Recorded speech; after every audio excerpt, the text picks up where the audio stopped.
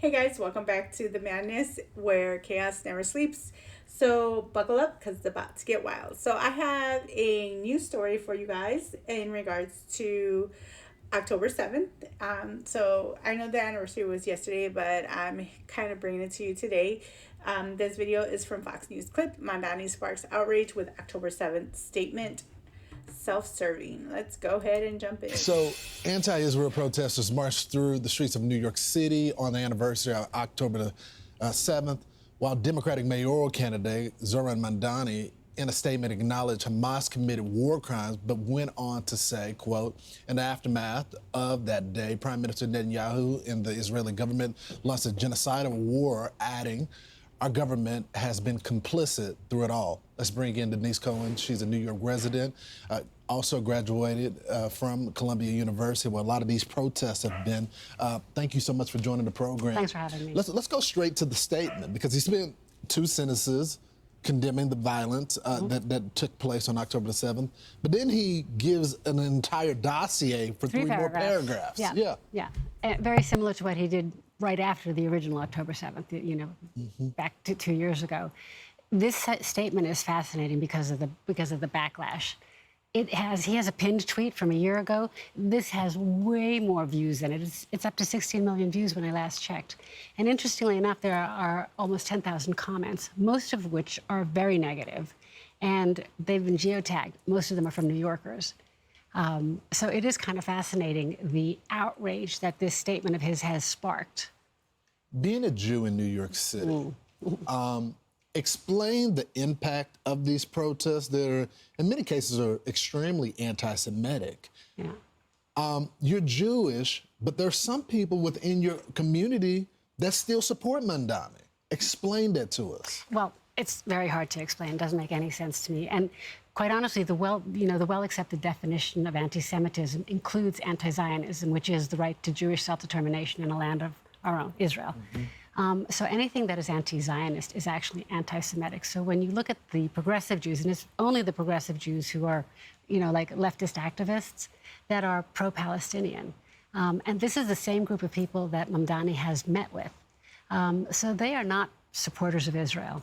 You cannot be pro-Palestinian with Hamas running Gaza and think that there's any hope to have both a Palestinian state and the state of Israel. It's impossible. It's not congruent. The foreign ministry responded to that statement that Mamdani gave. They said this 2 years after Hamas launched its barbaric massacre against Israel and the Jewish people. Mamdani has chosen to act as a mouthpiece for Hamas propaganda, spreading Hamas fake genocide campaigns by repeating Hamas lies. He excuses terror and normalizes anti-Semitism. He stands with Jews only when they are dead. Shameful. What do you make of that statement? Well, it's the Israeli Foreign Ministry, that's crazy. and they're right. Disgusting. And he has been consistent with this position of his. The statement yesterday was very self-serving. It's a painful day for Jews and human beings across the world, quite honestly. Anybody who believes in Western values and life. So it is kind of sickening that he tries to associate with the Jewish community by pretending to care. He does not care. And it goes as far back as his days at Bowdoin College, when he co-founded that chapter for Students for Justice in Palestine.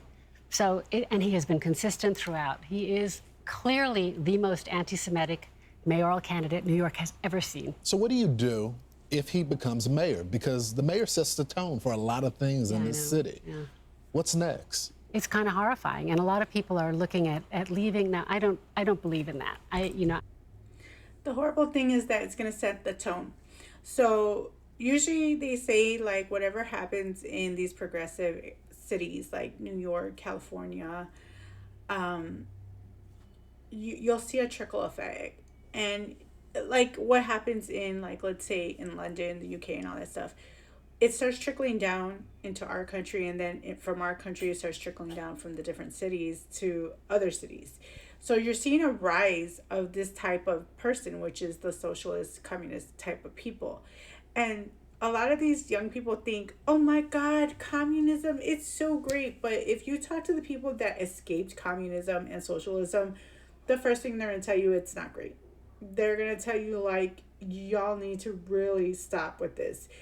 Because communism and socialism, in theory, is brilliant, right? But it doesn't work in real life. And my biggest problem with that is because, you being in America, it's the greatest country in the world. I know people hate on it all they want, but that's your right as a citizen, okay? But the thing is that you do have the greatest country in the world. You have so many rights, like you have the right to freedom of speech. It doesn't mean I have to like what you have to say, but you have the right to say it. It doesn't mean it's not without consequences now, but you still have that right. You try doing that in China. Try going to China or Cuba, to these places where you're not allowed to express yourself. Most of the time you'll end up in jail, or worse, you'll end up murked. Try doing that in a Muslim country as a woman. Try dressing like this as a woman in a Muslim country. It won't happen. You even had a news reporter lady had to put on a full outfit because she wasn't allowed to show anything. Okay, we also have the right to bear arms. Best one. I love that one. Because I should have the right to protect myself in any way I want. I should be able to have any type of weapon, gun. If I want a freaking tank, I should be able to get it because that's my right as an American. You have the right to privacy and protection from searches, due process and fairness, fair trial rights. You have the right to civil jury trial, no cruel or unusual punishments. Unlisted rights still existed. Unlisted. Powers reserved. You have so many different rights, and I would definitely recommend people to read the Bill of Rights, to read the Constitution, so you can understand all your rights as an American citizen. And the thing is that we are open to so many opportunities. Does racism exist? Avi, okay, it does, and I'm not going to be one of those people that deny it. But the thing is that it's not prevalent like the way people try to make it seem. And some people will try to say, well, it's not actual racism, it's systemic. Honestly, you have a right to do anything you want in this country. It's all about you actually getting off your butt and doing it. Can I go get a job? If I have like the skill set or the background to do it, yeah, nothing's going to stop me from getting that job. No, it's not going to stop me because I'm a girl. It's not going to stop me because I'm Hispanic or I'm brown skin. None of that's going to stop me from getting ahead in life. It's not going to stop me from buying a house. It's not going to stop me from buying a car. I don't have to worry about any of that.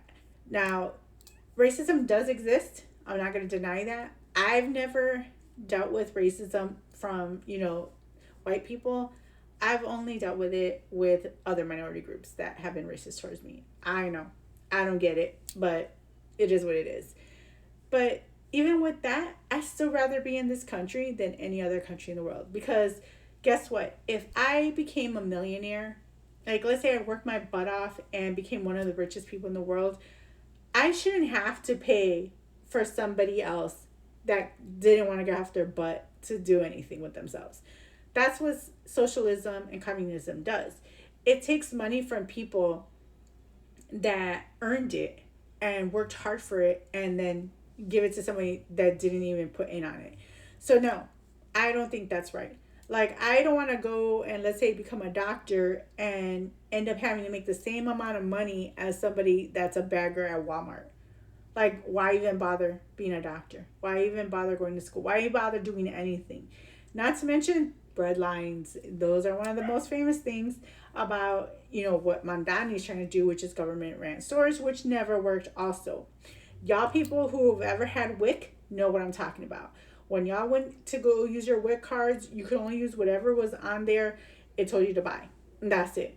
And if they didn't have any, oh well, you're SOL, That's how bread lines work. So you're going to be in line for hours waiting for something that might be moldy or disgusting or might not even get anything. And it sucks. And then if you, in certain places, like I believe in North Korea, if you grow your own food, guess what? They come and take your food because they have to share it with everybody. And that's not fair because other people didn't put in on it. They didn't get the money to buy the seeds. They didn't help me plant them and water them and make sure nothing happened to them so I can grow all these fruits. Why should they benefit from my hard work? You know what I'm saying? That's what socialism and communism does. Again, in theory, it's great. It's perfect, but in practice, it's never worked, ever. And we know this, But that's what some people want to bring to the table, like this guy, and it's just not going to work out. I have this other video which is also showing what's going on with these pro-Palestine protesters. This one happens to be in Germany. Just to kind of give you guys an idea of how bad this is going. And again, remember, the left likes to say these are peaceful protests, but they're not.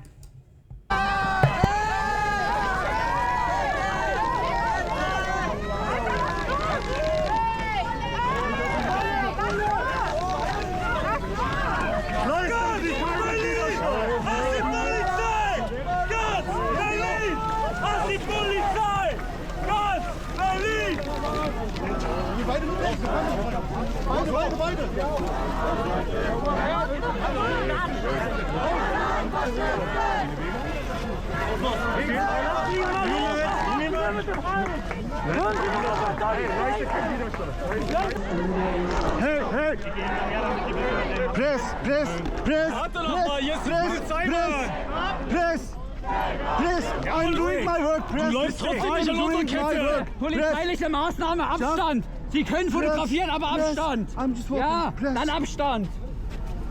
Gehst raus?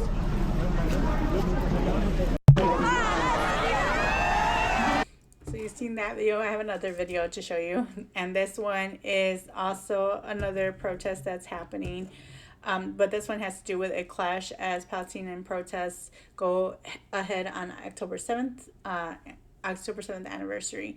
Now, you just remember, just to kind of call back to about our rights in America, another kind of idea of that is the thought crimes, which is the whole 1984 joke that we like to say here. That happens in the UK, and I believe like in Australia, where you have all these countries where you can't laugh at a meme, you can't like a post, because then you'll have these cops come to your door and take your phone or throw you in jail because you don't agree with their rhetoric. But yeah, so let's go on with this video.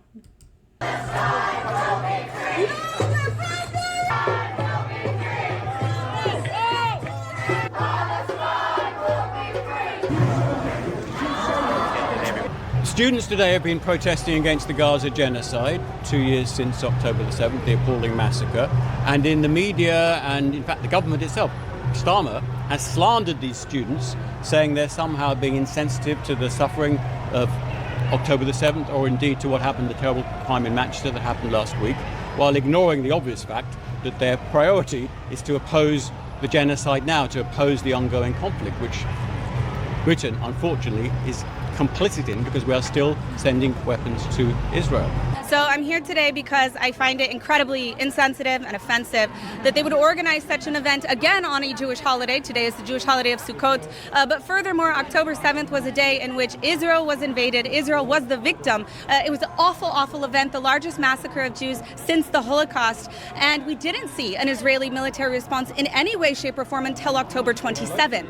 And so to protest today specifically isn't a sign of support for Palestinians. It's a sign of support for Hamas and the actions that happened that day. This cause, the Palestine cause, is the cause of the generation of the last 100 years and probably the next 50 years until there's full justice for the people of Palestine.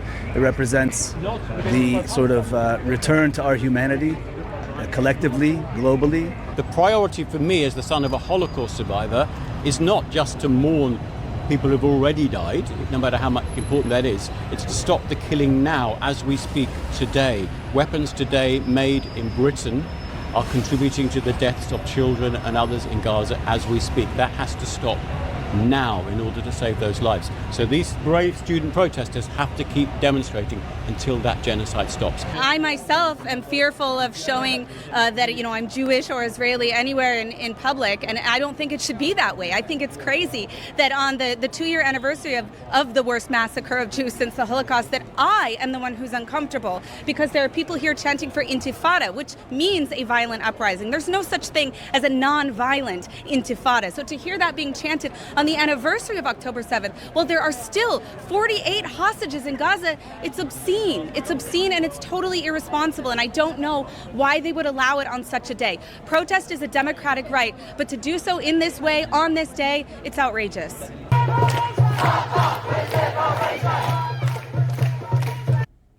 And thing is that the stuff that they like to chant is from the river to the sea, which basically means that they want to murk all the Jews. And that's not cool. Like, it's one thing, and a lot of these young people, they honestly are just been so indoctrinated that they don't know what they're doing. They think they're helping and they think they're on the side of justice, but they're not.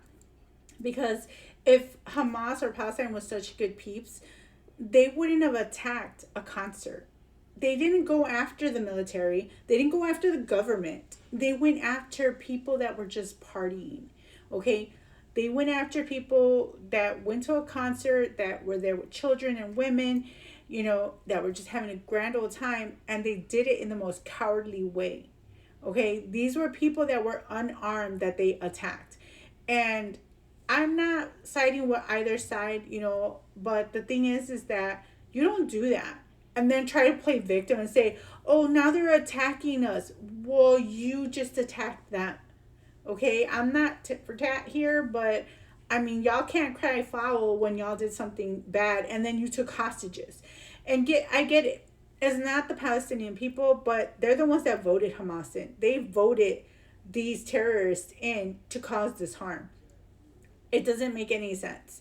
But let me know your thoughts in the comments below. I just kind of wanted to touch on this really quickly to get your guys' thoughts and let you guys see what's going on around the world, not just here in America, because I know that, pro-Palestine protests go on in America as well. But let me know your thoughts in the comments below. Are you for Hamas and Palestine? Are you for Gaza? For Israel? Let me know where your thoughts lie on the war that's going on there. Do you think even the U.S. should be stepping in? The only reason that we are actually involved is because we do have like a treaty that is with Israel. So we do have to come to their aid as America.